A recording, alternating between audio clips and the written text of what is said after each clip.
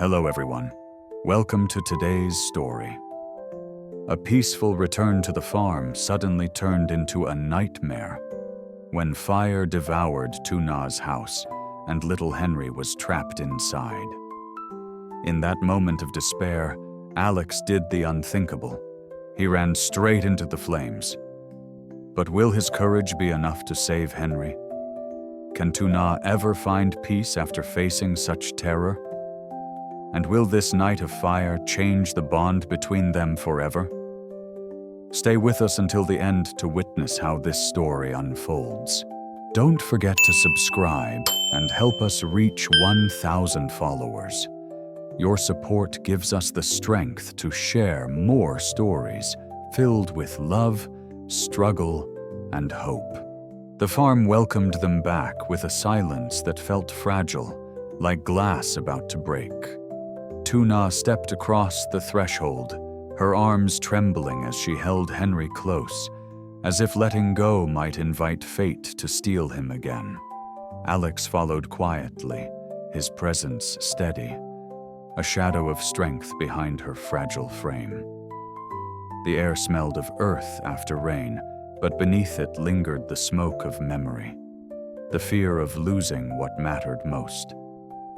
Lytuna's voice broke the quiet, a whisper of gratitude directed toward Alex and the police.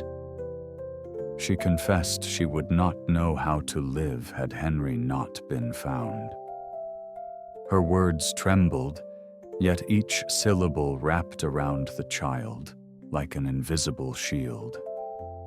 Alex only nodded, his eyes resting on the infant who had become both their anchor and their storm.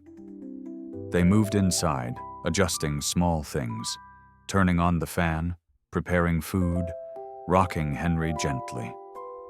Ordinary gestures suddenly felt sacred. Every breath of the baby was a reminder of how close they had come to silence. Alex's promise cut through the fragile air. "If anything happens, call me." His voice was low, almost steady, but in it was the echo of an oath far deeper than words. Lytuna looked at him, her gaze a mixture of trust and fear, as though she sensed the world wasn't yet finished testing them. In that quiet farmstead, with dusk painting long shadows across the floor, their story did not feel like a return. It felt like the pause before another storm. Morning light spilled across the fields, yet Alex's mind was tangled in shadows. The wood factory demanded his presence. Machines waiting, reports unfinished, shipments balanced on fragile deadlines. Voices from the other end of his phone reminded him of obligations, of contracts and trust.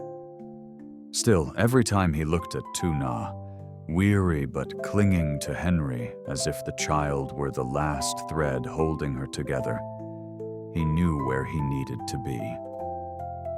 He lingered by the doorway, speaking softly. "If anything happens, call me. I'll come." It was not just reassurance. It was a vow to stand between her and the world's chaos.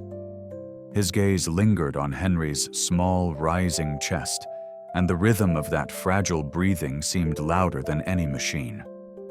Lytuna caught his hesitation. She urged him to rest, to go home, to worry about his business. But beneath her words lay a plea, unspoken yet heavy. "Don't leave me alone again." Her eyes carried the weight of sleepless nights, the image of an empty crib that had nearly broken her. Alex felt torn, as though he stood at a forked road. One path paved with duty to his enterprise, the other with loyalty to this fragile family. He chose the latter, though silence swallowed his decision. He stayed, hovering in the quiet, an unseen guardian in the space between fear and comfort. The farm, though ordinary, became a crucible of choice. Every creak of bamboo and flutter of leaves outside the window reminded him. Wealth could wait, but this, Lytuna and Henry, could not be lost again. Night descended with deceptive calm. The cicadas sang in the darkness, and Tuna finally allowed herself to breathe, rocking Henry gently until his eyes closed. Yet the stillness fractured with a sudden crack. Then the acrid scent of smoke.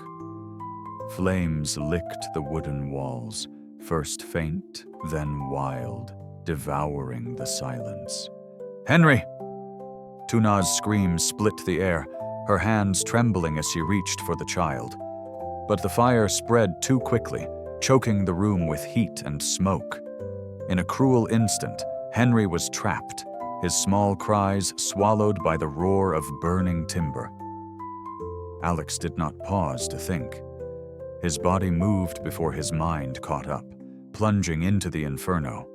The blaze clawed at him, sparks stinging his skin, yet he pressed forward. The world narrowed to the sound of the baby's cry, a desperate thread pulling him through the suffocating haze. Tuna's sobs outside blurred into the background, drowned by the pounding of his heart. He found Henry, the child's face streaked with tears, eyes wide with fear. Scooping him into his arms, Alex shielded the boy against his chest. Every step back felt like defying death itself. Beams cracked overhead, the ceiling threatening to collapse, but he forced his way through. When he stumbled out into the night, flames at his back, Tuna collapsed into him, clutching Henry as though he were life itself. Their tears mixed with soot and smoke, breaths ragged, hearts pounding. In the chaos of fire, they found not destruction, but the raw truth of what bound them together.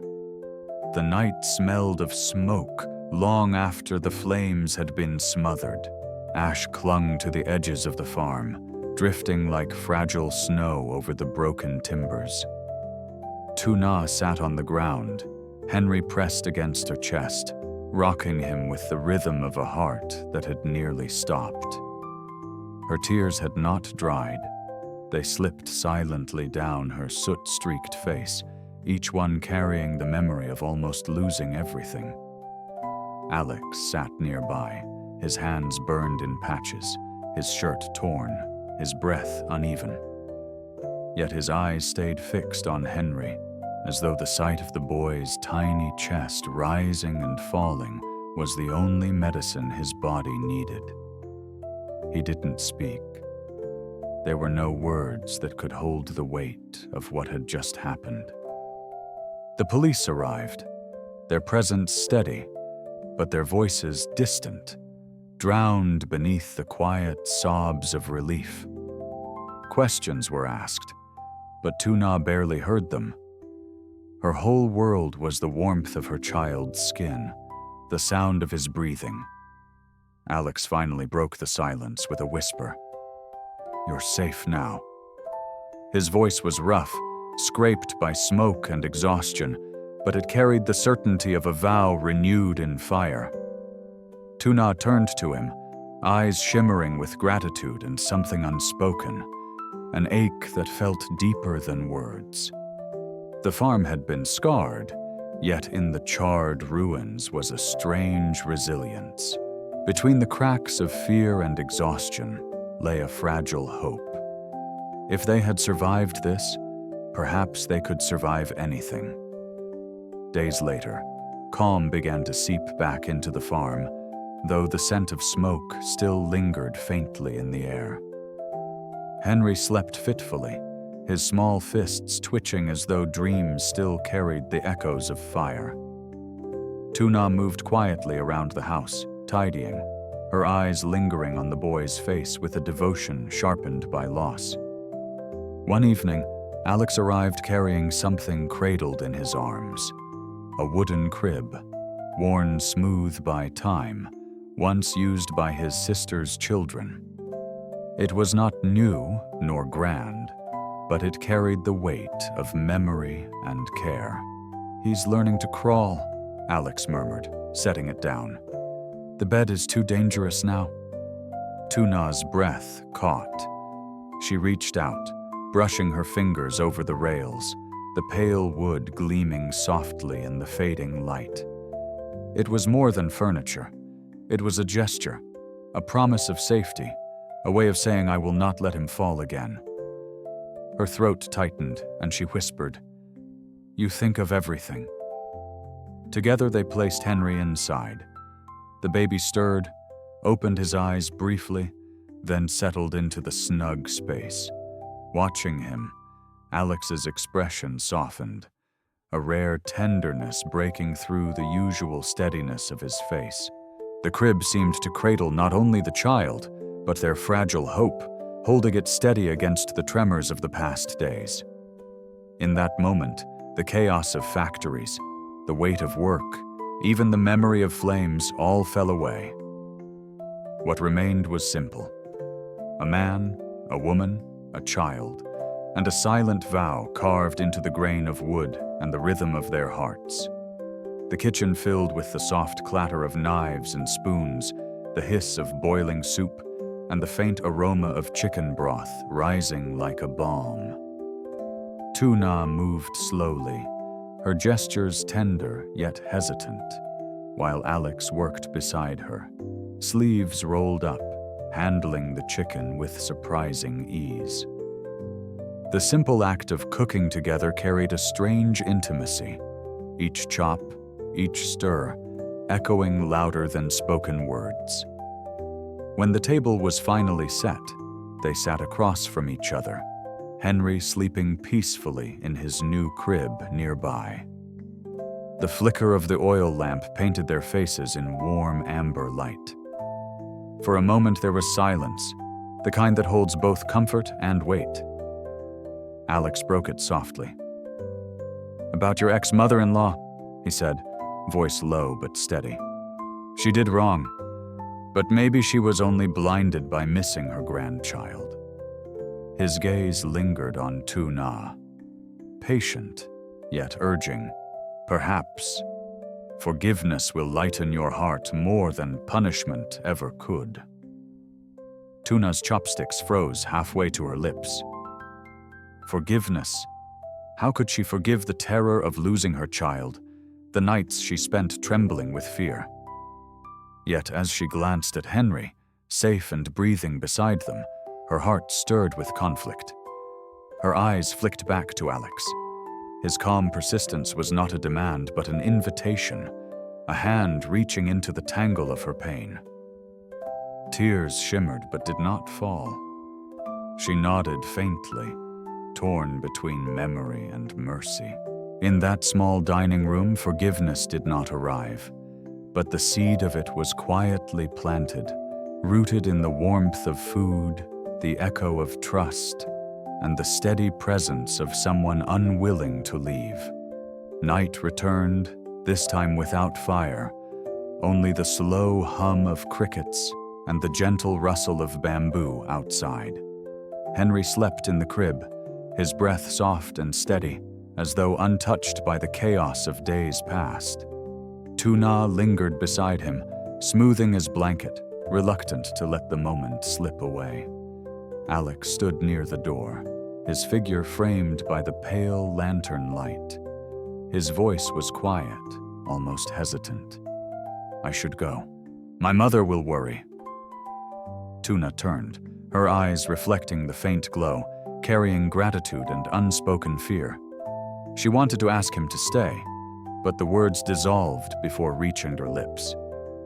He stepped closer, lowering his tone. "If anything happens, call me. I'll come." The same promise he had given before, but now it carried the weight of fire and ash, of choices made in silence. She nodded, clutching the words as though they were a shield. Outside, the night air was cool, carrying the faint scent of smoke that still clung to the earth. Alex paused, glancing back one last time at Lytuna and Henry.